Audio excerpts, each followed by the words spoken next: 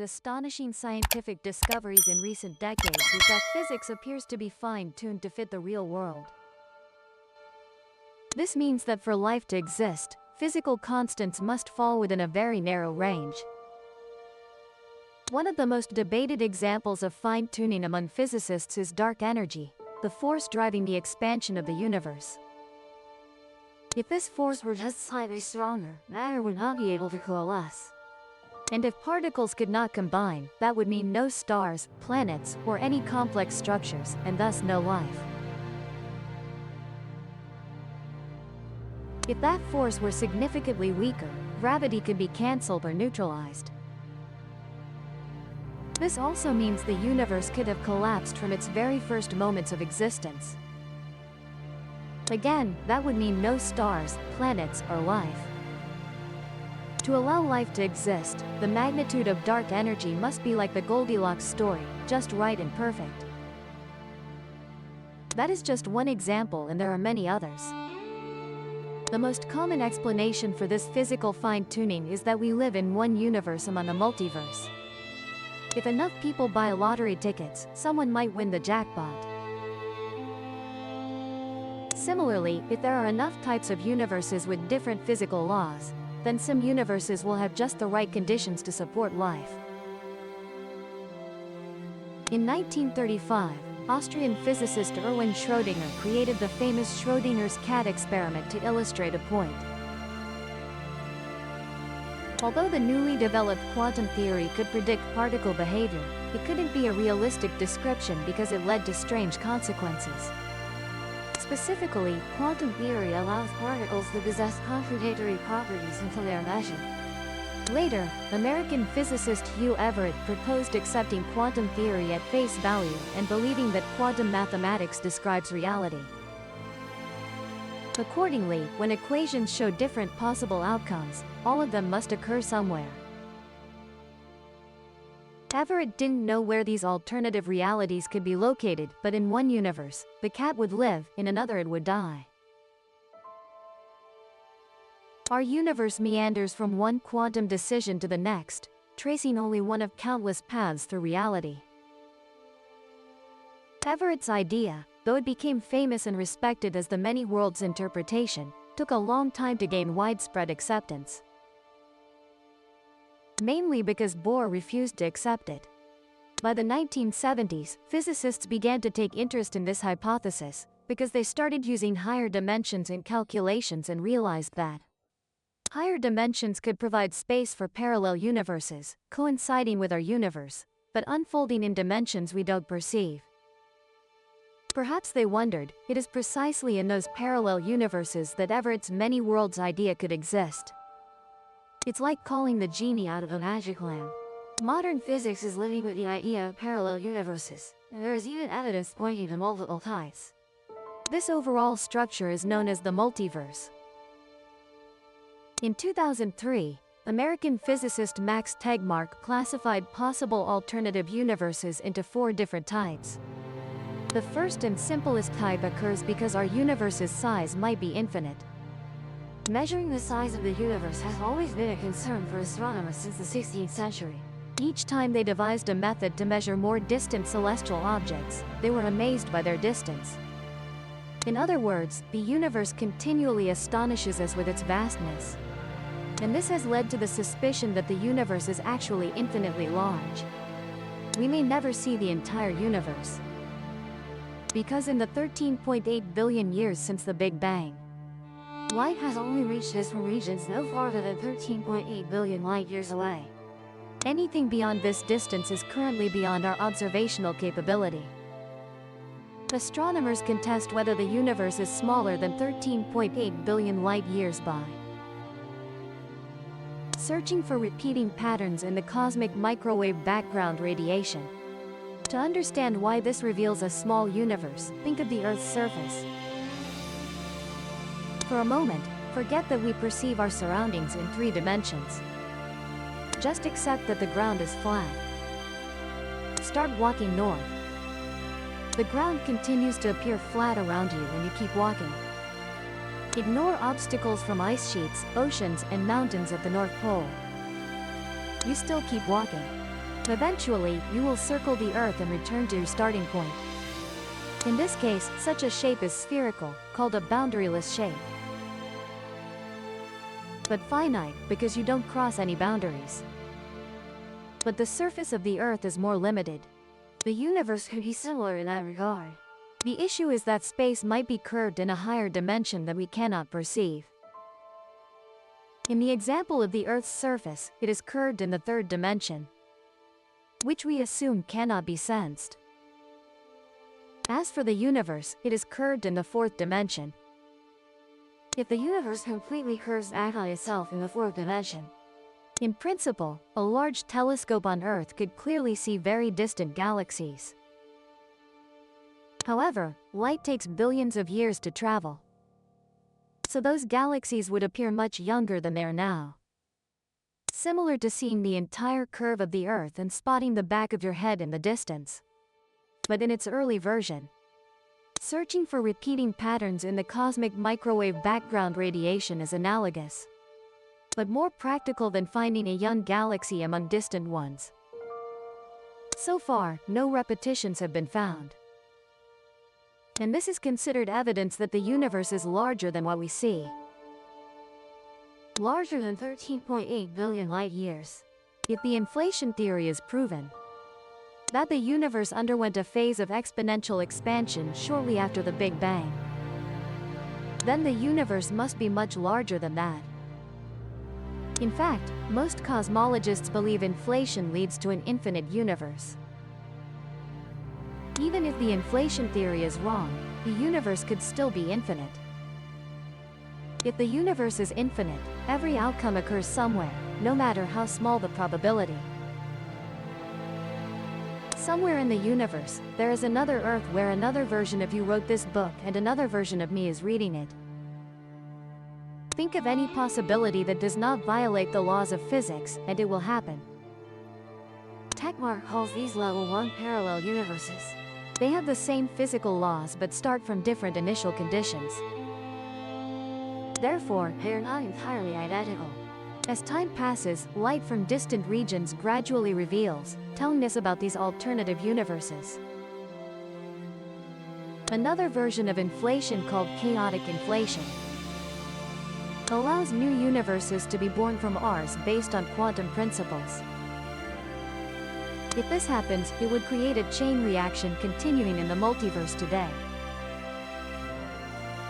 In summary, an endless chain of other universes is born. They include Techmark's level 2 parallel universes. Unlike level 1 parallel universes, they are not just very far away but exist in entirely different spatial dimensions. In one of these level 2 parallel universes, the way natural forces evolve might differ from our universe. And thus, the strengths of these forces could vary. This is reflected in natural constants having different values compared to our universe. Perhaps gravity is slightly stronger, causing stars to pull together faster, burn brighter, and have shorter lifespans. Or, the strong nuclear force could be weaker, resulting in more radioactive atoms. This would generate more heat inside planets, triggering more volcanic activity. Some parallel universes might be flat, having only 2 extended dimensions, while some might have 4, 6 spatial dimensions, or none at all. There is no fundamental difference between other parallel universes and our own. All follow the laws of physics. We believe the universe transforms itself from a high-energy state after the Big Bang to the low-energy state today through a fundamental random process.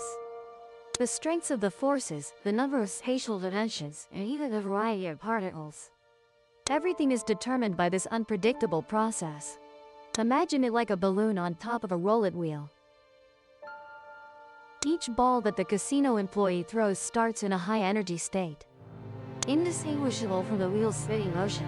As it gradually loses energy and falls onto the wheel, it eventually lands in one of the numbered slots. Each slot has equal probability. In this case, the roulette wheel has 37 or 38 different numbered slots. But for a collapsing universe, the number of possibilities is infinite. Therefore, some level 2 universes will be similar, even identical to our universe, while the remaining universes will be vastly different. In the next category are level 3 parallel universes. S. Cat and Everett.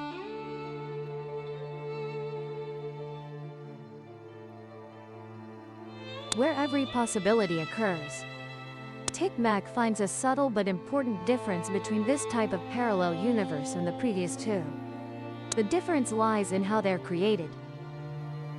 According to Everett's many worlds interpretation of quantum mechanics, the universe splits when a quantum decision is revealed, such as when opening the box in the Schrödinger's cat experiment. The process of converting possibilities into certainty is called quantum decoherence. And until the mid-1990s, physicists still didn't know how that happened. When rejecting Everett's idea, Bohr vaguely formulated that the act of observation is necessary to force a quantum system to make a decision. But he couldn't explain what defines an observer. Is the cat in Schrödinger's experiment the observer of its own condition? Or is human self-awareness required? Can particles themselves become observers through their physical interactions? An experiment conducted by Sergei Harosh and colleagues in 1996. Using rubidium atoms and microwaves provided the answer by showing that decoherence occurs when atoms interact with their surrounding environment. No intelligent observer needed. Just random interactions with other particles. Therefore, particles are indeed Bohr's observers, and the act of observation is equivalent to physical interaction between particles. This resolves the worst aspect of the Schrödinger's cat experiment, specifically the half-alive half-dead cat phase.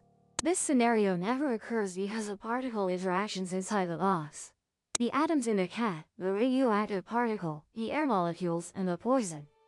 It also means that if the bottle breaks and releases the poison, the cat would be killed instantly in a normal sense. The many worlds interpretation can be considered as providing an afterlife for abandoned timelines in our universe. When one possibility ends for us, a new universe emerges to realize it. But there's a notable coincidence here. The possibilities occurring in level 3 parallel universes would be identical to those occurring in the level 1 universe examples. It's just that level 1 universes are separated from us by vast spaces. Level 3 universes are thought to emerge, suppose in some other dimension, when our self-existence unfolds. So far, no one has been able to reconcile these two similar yet different concepts.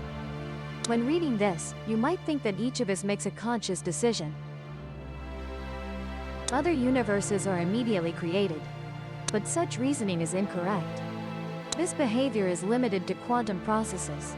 The only way our conscious decisions could create alternative realities is if deep within the brain, a decision depends on a single quantum particle changing its own state. This tiny transformation would then need to be amplified in our consciousness to become a decision. According to classical physics, this now seems wrong because decisions appear to be a much higher level information processing process. Each of us makes decisions by considering the field and past experiences, then calculating the action we hope is best, not due to the random quantum state change of a particle. Flipping a coin to get a result is also not a quantum process. This action is governed by unpredictable factors, not quantum uncertainty. It occurs on a much larger scale than the scale at which quantum effects apply. The sad truth is that whether you decide to guess this leg or not doesn't cause an alternative universe to appear in reality. And so you should just keep reading. Suppose that physicists succeed in finding a theory of everything describing the superforce that governs the universe and gives rise to today's physics. They might forgive us for thinking their task is complete. On the contrary, the difficult task has only just begun, because then they must find the answer to an extremely important question. Why must the laws of physics be as they are? The ultimate level of parallel universes depends on the answer to this question, and will likely be most influenced by philosophy.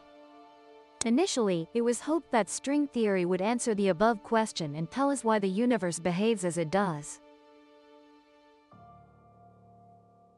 string theory would provide some deep reasons why the constants have their values, and why the laws are as they are. This hope gradually faded as there seemed to be many different versions of string theory, all equally plausible. By 1995, physicists had developed 5 separate string theories, each using 10 dimensions in calculations.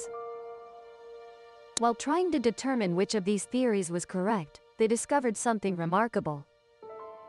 They could show that these 10-dimensional string theories were different manifestations of the same much more dynamic theory, if they simply added another dimension to their calculations. They called this 11-dimensional model M theory, although it seems no one remembers why. Some even proposed the name magic theory.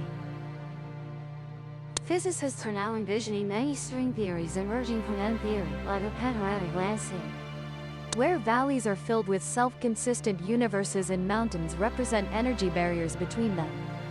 Our universe lies in one of these valleys, but we don't yet know which string theory describes it, or whether string theory is actually correct. The other valleys in the M theory landscape have different physical laws, natural constants, and are level 4 universes. Some are similar to our universe, others would be extremely different, and many physicists now believe every combination of laws is tested in one of the parallel universes. Some scientists even argue that if you object to this multiverse interpretation, you can only rely on faith that God created the universe. The strategy for finding level 3 and level 4 universes currently eludes physicists, but there is a way to prove that level 1 and level 2 universes exist. Astronomers are currently searching for evidence that inflation occurred. If found, they will also have evidence that parallel universes exist. Because any form of inflation is thought to produce level 1 parallel universes, which are far away in space and have the same physical constant values. If a variant called chaotic inflation is confirmed, there would also be level 2 universes, drifting apart from our universe and having different physical constant values. Inflation leaves its mark on the cosmic microwave background in the form of density fluctuations of the universe and in the direction of the cosmic microwave background. Many observations of the microwave background have been broadly consistent with inflation, although some discrepancies have been discovered. The recently launched European spacecraft Planck will study in more depth how to take high-precision images of the microwave background.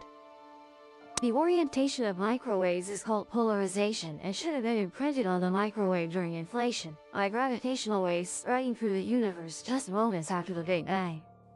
Gravitational waves move through the fabric of space-time like ripples in a pond. As they pass, they alternately compress and stretch matter. Different versions of inflation theory imprint different patterns on the microwave background. If inflation in any form is proven correct, then physicists will have to accept the reality that parallel universes exist. And all of us will have to agree with the idea that there are many different versions of each of us somewhere out there.